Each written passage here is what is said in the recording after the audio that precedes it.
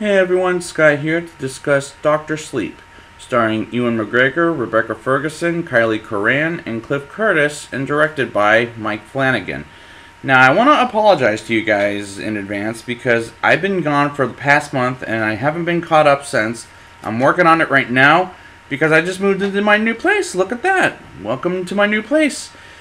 And let's get into Dr. Sleep right now.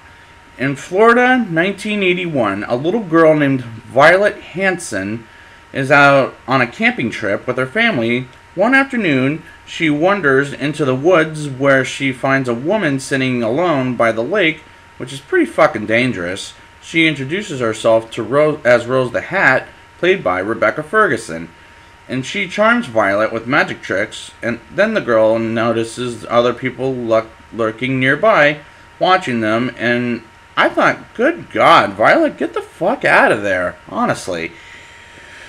Rose tells Violet that she has a bit of magic in her right before she and all the other people in the woods get closer and closer to Violet as she dies off screen. And I like the fact we can use our imagination like we did with The Shining on how she can die unseen. Elsewhere, a young Danny Torrance is still getting over the trauma from his ordeal at the Overlook Hotel. His mother, Wendy, not played by Shelley Duvall this time, has been concerned since he hasn't spoken since their time there. But he still has nightmares of the spirits of the hotel, such as the Grady twins and the bathtub lady, aka the woman in room 237, as part of his shine powers. Danny can see spirits, and Dick Halloran, and who's also played by a different actor, he shows Danny a trick to keeping bad spirits away by showing him a box that he can use to trap them. Wendy then runs out to find Danny on the bench, but nobody is next to him. First of all, Shelley Duvall is older these days, so I can forgive the choice for that. Second of all, the actor, the man who plays Halloran, has unfortunately passed away a long time ago, and again, I can forgive that. I like the fact this movie takes its time, as this is a long movie at 2.5 hours, and it's complicated like its predecessor, but it's still going to slow down quite a bit. That night, Danny and Wendy are watching TV together, and Danny excuses himself to go to the bathroom, where the bathtub lady is waiting for him. He uses a box in his mind and manages to trap her inside.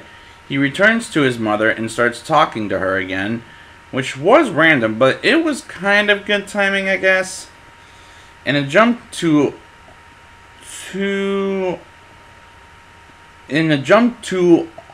all where Dan is an adult, played by Ewan McGregor, lives in New Jersey, and is an alcoholic, which I get why after what he goes through.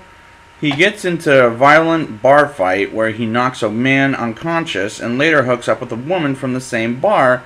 As he wakes up in the morning and he finds the woman's child is put off by this, and I would too, but I also get his alcoholic behavior, and Ewan McGregor pulls that off very well.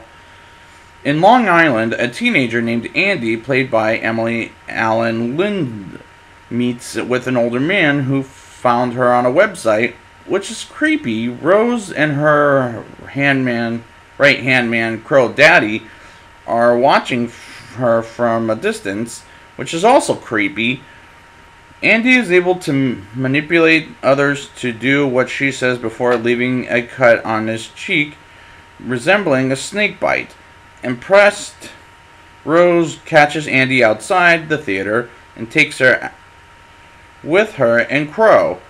They take her on their hideout, where Rose tells Andy that she has special powers that work in the favor of the cult. The True Knot, which is an interesting name. Rose nicknames her snakebite Andy, which is freaky as a motherfucker, and promises her that they can eat well, stay young, and live long, which kind of freaked me out, I guess. In Anniston, New Hampshire, Abra Stone is celebrating her 5th birthday. Her parents, Dave and Lucy, notice that Abra has somehow made a bunch of spoons float up to the ceiling. Which, this movie isn't about demons, which is a problem with that scene. She simply says abracadabra and makes them hit the table. And I think they should have cut that scene out. But the birthday party scene I like, and the actors is introduced. Like Danny last week, and I really like her in this movie. I hope there's another book about her as an adult. Dan arrives in Fraser, New Hampshire, to start a new life. He meets and befriends a local man named Billy Freeman, played by Cliff Curtis, to whom Dan admits he is running away from something. Dan finds a place to stay, with Billy vouching for him to the landlord, and I like Billy and Dan as good friends, and I like them as characters, but the favorite character in this movie is Abra, in my opinion. That night, Rose brings Andy out to the beach for a ceremony. The eldest True Knot member, Grandpa Flick, leads the ceremony. Rose pulls out a canister containing the shine of Violet, presented as some kind of powerful steam. Rose feeds Violet's shine to Andy, while the other True Knot members get their share of it, and Andy writes and screams until she has absorbed the shine, and that scene is scary as a motherfucker. And I'm shocked this didn't get released at Halloween, because it would have worked, because it scared me, but not as much as The Shining and Us. Dan has a nightmare in which he sees a spirit sleeping next to him. He goes to Billy for help, and he brings Dan to an AA meeting. After the meeting, Dan is introduced to Dr. John Dalton, played by Bruce Greenwood. And I like this actor when I first saw him in the 2009 Star Trek. And for what little he does in this movie, I like his character. Dan notices Dalton clutching his wrist, and then approaches him by saying that he left his watch into a bathroom, which is something only Dalton would have known, which is a pretty damn good guess. Astonished by Dan's insight and influenced by Billy's good word, Dalton gives Dan a job working at the hospice, as he has some experience as an orderly, and I like these scenes. During one night in a shift, Dan is mopping the floors when he notices that the hospice's cat, Azzy, going into the room of an elderly man. The man knows that whenever Azzy goes into someone's room and sits on their bed, and because Azzy knows that person is going to die. The man appears frightened at first until Dan reassures him telepathically that dying is just like going to sleep. Comforted by the man nicknames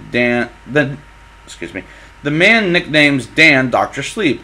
Within moments, the old man is gone, indicated by his breath leaving his body. When Danny retains him home, he finds hello written on his wall with a smiley face, and he simply writes back two things. One is that scene with the old man and the cat is very good acting by McGregor, and the cat and the elderly man. Two is when Dan writes hi, it reminded me of Family Guy, where Stewie goes repeatedly, Lois, Mom, Mommy, Mama. And as Lois says, what? And Stewie goes, hi. And I couldn't help but think about that and how funny that it was during that scene of the movie. 8 years later, in presently 2019, Dan has remained sober. During a meeting, he discusses with his feelings with never have knowing his father, only feeling close to him whenever he drank. It made him realize that his father fought the same battle he did, but Dan has chosen to come out better which doesn't look like much by McGregor's performance. He continues his work as an orderly and tend to patients who are about to die. He also maintains contact with Abra, and this is when the movie starts to fall apart for me. The True Knot hasn't had a good feed in a while, relying mostly leftovers from kids and shines that aren't as powerful. They track a young baseball player, Bradley Trevor, played by Jacob Tremblay, from movies like Room and Wonder.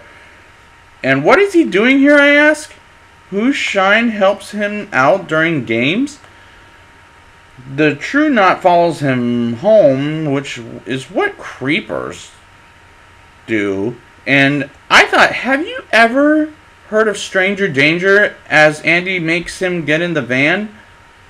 Which is a terrible idea, by the way.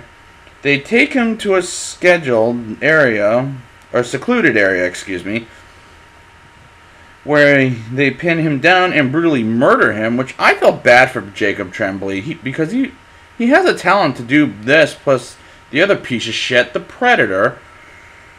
He deserves better, as they're feasting on his dying screams. Abra scents the murder and begins screaming in her home, crying to her parents that the boy was killed. Rose is able to sense Abra's presence there as well, referring to her as a looker.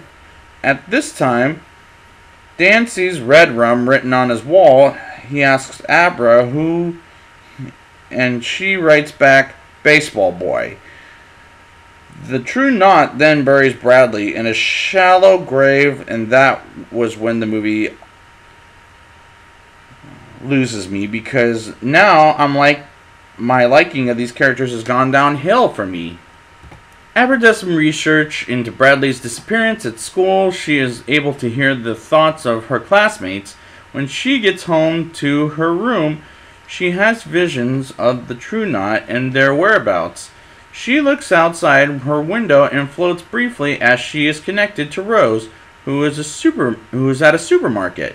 Rose manages to see Abra and come into a contact with her, but Abra expels Rose from her head, which causes a strong enough push to send Rose across the floor.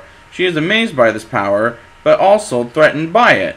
Rose brings this information back to Crow, stating that her shine might be too powerful for the True Knot, and so that must destroy her. And based on this scene in the supermarket, it's really hard for me to know how powerful is Abra, so it left me very confused. Dan and Abra eventually find each other and explain their gifts to one another, which Dan calls the Shining, or Tony Remember, Dan's imaginary friend. Abra thought Dan was her imaginary friend. After she tells him about the True Knot, he warns her against using her shine in any way that could attract their attention, which was a very poorly acted scene. At night, while at work, Dan follows Azzy into a bedroom where he encounters Dick again for the first time since childhood. He warns Dan about the True Knot really does, and also urges him to protect Abra since they share a connection, which is nice but badly acted. Dick also lets Dan know that this will be the last time he sees him, but we do have to eventually lose him in the story at some point. Rose meditates and manages to get into Abra's head while she's asleep. She finds what looks like filing cabinets, which did confuse the hell out of me, and tries digging through them, but Abra anticipated Rose would come back, so she traps her hand in the drawer, causing Rose to tear her skin as she pulls her hand out, which was horribly disturbing. She snaps back to her regular body and sees her injury followed her. She reports to the others that Abra set the trap for her, so it's now clear that she has to be killed. Crow then informs Rose that Grandpa Flick is cycling, too weakened to keep going, He convulses until he decays, and the cult absorbs him, his stream, and the acting begins to sour down as the story does. Abra makes contact with Dan again and asks for his help in finding Bradley's body, since she can locate the cult if she touches his baseball glove, which, with Billy's help, Dan is guided by Abra to the site where the boy's body buried. Dan and Billy dig up the body, horrified and physically repulsed at the discovery, which I would too, by the way, folks. They take the glove back to Abra's house, but Dave has learned about Abra's contact with Uncle Dan, as they're calling him, and thinks Dan is some kind of creep. After explaining everything to Dave and revealing their powers to him, Abra manages to track the cult and deduces their destination. And I don't buy these scenes because of the acting and how slow the story is really going for me. Dan and Billy go into the woods and to bait the cult using Abra, who is appearing from her kitchen. Dan and Billy hide out and begin shooting at the cult members, and Rose feels the pains. Each of them are killed off one by one, which is a horribly brutal fucking scene. Billy shows Andy, but shoots Andy, but she uses her last breath to manipulate Billy into fatally shooting himself in the head. Meanwhile, Crow kills Dave and abducts Abra, and I thought, oh shit, she's fucked. Dan returns home and is able to link his mind to Abra's briefly possesses her. Together, that causes Crow to stare into a tree, and since he wasn't wearing his seatbelt, he's ejected through the windshield and is killed instantly. Horrible fucking death. But the scene was very poorly acted. This is the moment I'm not sure whether to like this movie or not. Dan drives up and locates Abra, then drive off to make their last stand at the now rundown and condemned Overlook Hotel, looking much more uglier this time. Dan walks through the building where his lifelong trauma was born. He finds room 237, still with the axe markings left by Jack, which was a nice memory of The Shining. But Dan walks to the mezzanine and meets the bartender Lloyd, this time played by Henry Thomas from E.T., who bears a striking resemblance to Jack, though he insists he is just Lloyd, which is all a bunch of bullshit. Dan recounts how Wendy died when he was 20, and how he knew she was dying to the flies that he would see around anyone who was close to death. And Henry Thomas, to me, is miscast as Lloyd because he doesn't have the menace look as an adult. Lloyd then drops the facade and channels Jack before downing the drink. He offered Dan. Rose soon arrives, and Dan and Abra team up to trap Rose in the icy hedge maze. Abra manages to wound Rose by cutting her legs, but Rose overpowers them and breaks free, which is unrealistic, by the way, thanks to The Shining. Abra runs while Dan faces Rose, and how the fuck is he going to keep her trapped for the longest time? It's very unconvincing. She gets into his mind and sees all the fear and trauma he endured in that hotel, which allows her to start absorbing his shine, which all this is very boring. Rose then sees the boxes of the Overlook spirits and thinks they contain more power, but Dan instead unleashes them to use against Rose, the Grady twins, Bathtub Lady, and other spirits surrounded by Rose, and consume her shine. Yeah, right, destroying her for good, sure.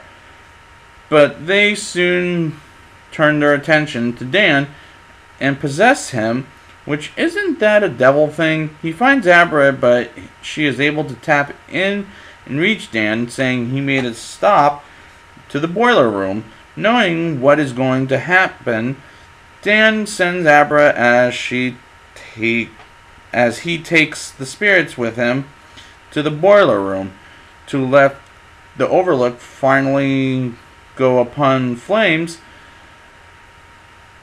while Abra watches outside, and they should have burned down the hotel a long time ago, and that was too quick of a fight in my opinion. Sometime later, Abra continues to communicate with Dan, Spirit. When her mother asks her about it, she at first denies anything, but then she admits she was talking to Dan, as well as her father. Lucy appears okay with Abra's powers. I don't fucking know.